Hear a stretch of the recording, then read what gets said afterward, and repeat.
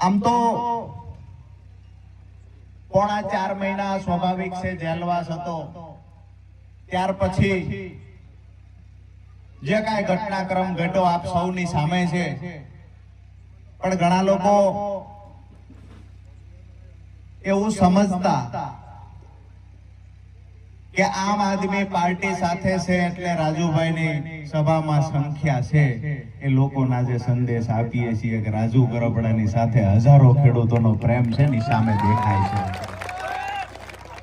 જ્યારે જ્યારે પણ ખેડૂતોના મુદ્દે અવાજ ઉઠાવ્યો છે ત્યારે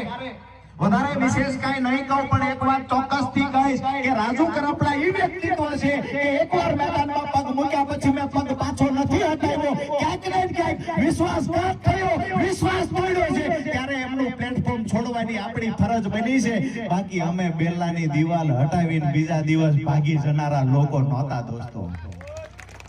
આજે અમે કહ્યું કોણ બેલું હટાવે છે,